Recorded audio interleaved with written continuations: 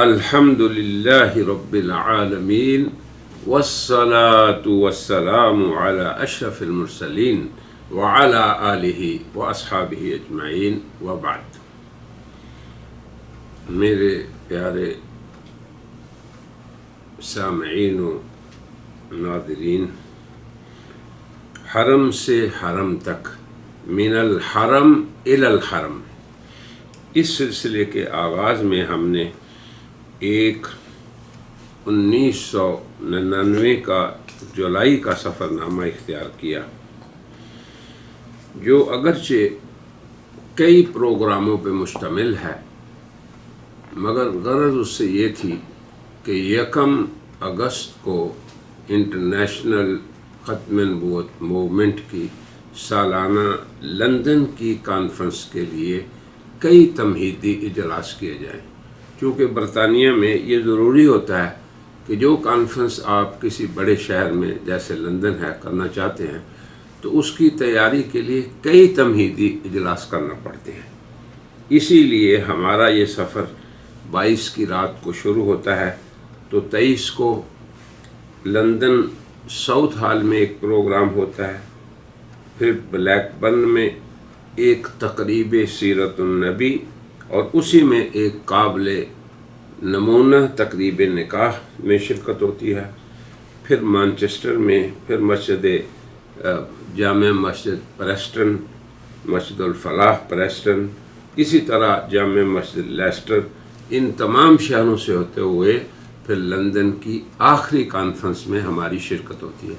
مگر ہم نے تمہید کے طور پہ شروع میں بتایا تھا کہ ایمان یہ ایسی چیز ہے کہ ہر داعی کے ذہن میں ہر وقت رہنی چاہیے، اور اپنے ہر بیان میں وہ اس پہ عوام میں زور دے تاکہ عوام میں ایمان کے بارے میں ایک خوشی کا شعور ہمیشہ ان کے ذہنوں میں اس کا استحضار رہے، کیا کہ ہم مومن ہیں اور ہم اللہ تعالیٰ کے خزینوں میں سے بہترین عطیے کے مالک ہیں۔ اللہ نے ہمیں یہ دولت دی ہے، اور پھر اس دولت کا تحفظ بھی کریں، پھر اس کی قدر بھی کریں، اور اس پہ اللہ کا شکر بھی بجا لائیں۔ اور جو ذمہ داری ایمان کے ناطے سے اہل ایمان کی لگتی ہے، اس کو ہم بیان کر رہے تھے کہ وہ یہ ہے کہ ہم اس دولت کو دیگر انسانوں میں بھی تقسیم کریں، ہم اتنے پر اعتماد ہوں کہ یہ نعمت دنیا کے ہر انسان سے جس کے پاس نعمتیں ہیں، قیمتی نعمت ہے، اور اس نعمت کو جب ہم تقسیم کریں گے، صرف کریں گے، تو صرف کرنے سے یہ نعمت بڑھے گی، تقویت اس سے حاصل ہوگی، بیان کرنے سے نعمت خوب ترقی کرے گی، اور یہ اللہ کا عطیہ انسانوں میں ہم بانٹنے والے ہوں گے۔ یہ ہے مسئولیت امام کی۔ مگر اس کے ساتھ ساتھ ایک ضروری بات بھی یاد رکھیں جو راقم نے اس سفر نامے میں لکھی ہے، وہ ہے حاسدین اہل ایمان کے عزائم۔ تو اب میں اس سفر نامے کو تھوڑا سا آپ کو سناتا بھی ہوں۔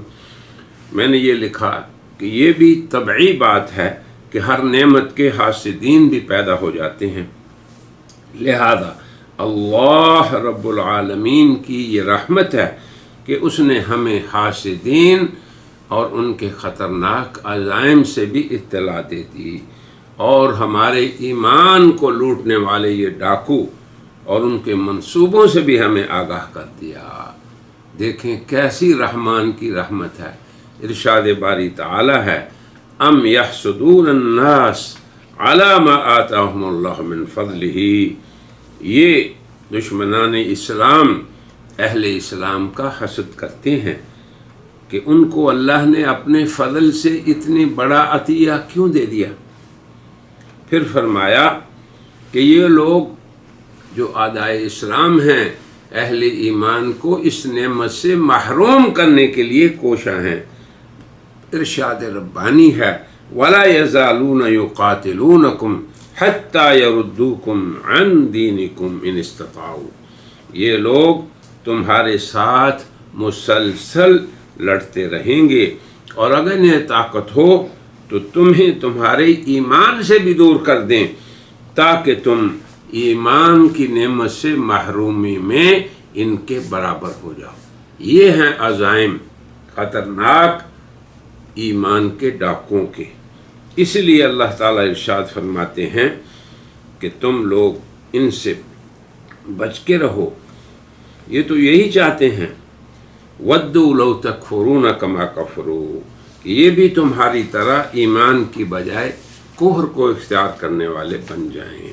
یہ چاہتے ہیں یہ لوگ، ہم سے ایمان کو چھیننا چاہتے ہیں۔ اس لیے اہل ایمان کو اس منہج کو اختیار کرنا چاہیے جس میں ایمان کا تحفظ ہے۔ تو اللہ تعالیٰ نے جو ہمارا رحمان الرحیم کریم رب ہے، یہ بھی ہمیں بتا دیا کہ اس کا تحفظ کیسے کیا جائے گا۔ اللہ اکبر۔ اللہ اہل ایمان کی صفات بیان کرتے ہیں، الآمرون بالمعروف والناہون عن المنکر والحافظون لحدود اللہ، کہ وہ لوگ جو خیر کو عام کرنے والے، شر کو روکنے والے اور اللہ کی حدود کے محافظ اور پاسبان ہیں۔ یہ ہے وہ منہج ربانی اس نعمت کے تحفظ اور ترقی کا، اور اس کی توفیق ملنا یقیناً یہ منعم کی بندے پر بہت بڑا احسان ہے۔ اور پھر یہ بھی یاد رکھیں کہ اس سے شکر نعمت بھی ہوگا، نعمت میں اضافہ بھی ہوگا، اور ایمان کو تحفظ بھی ملے گا۔ اور جب ہم اس امر بالمعروف اور نہی عن المنکر کے عمل کو چھوڑ دیں گے تو یقیناً ان سب چیزوں سے محرومی مقدر ہوگی۔ دین و ایمان کی محنت کی ذمہ داری ہر مسلم فرد کے ذمہ ہے۔ البتہ دارائے کار علماء کا الگ ہوگا کہ وہ اپنے علم اور اللہ کی اس نعمت سے جو انہیں اللہ نے عطا کی عوام و خواص کو خبردار کریں، اور عوام کا الگ ہوگا، وہ اپنی استعداد اور صلاحیت کے مطابق ایمان و یقین کی بات کریں گے۔ تو اسی خدا داد صلاحیت کو جو اللہ نے ہمیں دے رکھی، اسی غرض کے پیش نظر ہم ہر بار احقاق حق اور ابطال باطل کی خاطر کچھ وقت نکال کر مختلف بلاد عالم کا رخ کرتے ہیں، اور وہاں پہ ہم عقیدہ ختم نبوت، سیرت طیبہ اور دیگر عنوانات سے گفتگو کرتے ہیں۔ پھر ہم نے عمومی نفع کی خاطر ان اسفار کی روایات کو آپ کے لیے مرتب کر دیا، اور آج ہم ناظرین کی خدمت میں وہ پرانے 22-23 سال پہلے کی روایات کو پیش کر رہے ہیں تاکہ اس کا فیض عام ہو۔ فالحمدللہ علی ذالک۔ 1999 میں یہ ہمارا سفر جو ہے مکہ مکرمہ سے 22 جولائی کو شروع ہوا۔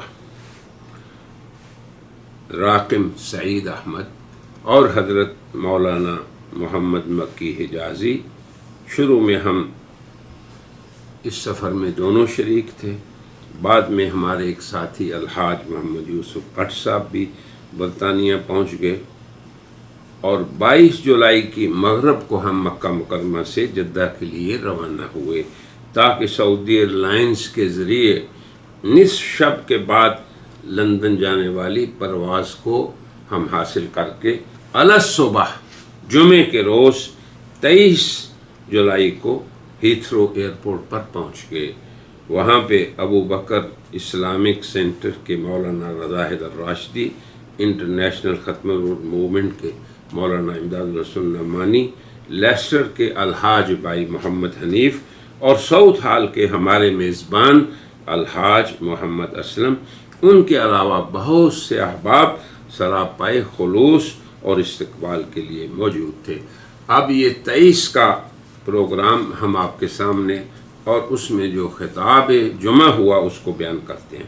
23 جولائی جمعۃ المبارک مرکزی جامع مسجد ساؤتھ ہال کے لیے خطبہ جمعہ طے ہوا، لہذا ہم لوگ ایئرپورٹ سے سیدھے ساؤتھ ہال پہنچے اور اپنے پرانے مخلص میزبان الحاج محمد اسلم صاحب، جن کے پاس یہ راکم اور حضرت مولانا سید عبد القادر آزاد خطیب بادشاہی مسجد اس سے پہلے بھی کئی بار حاضری دے چکے ہیں، شیخ حرم مولانا محمد حجازی اب یہاں سے جمعے کے لیے الحاج اسلم صاحب کی معیت میں مرکزی جامع مسجد تشریف لے گئے، اور راقم سعید احمد ان کے چھوٹے بھائی جاوید صاحب ان کی معیت میں ابو بکر اسلامک سینٹر میں نماز جمعہ کے لیے حاضری دی۔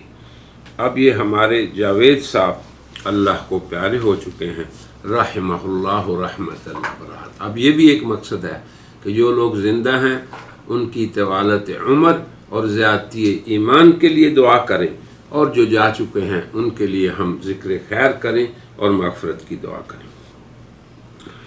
ابو بکر سینٹر جو ہے اس کی تاسیس اور اس کے پیش آنے والے احوال میں مستقل طور پر ہم نے ایک سفر نامہ لکھا ہے، جس میں کالے اور گورے ہر دو قسم کے اہل کفر کے کردار پہ اس سے پہلے ہم روشنی ڈال چکے ہیں۔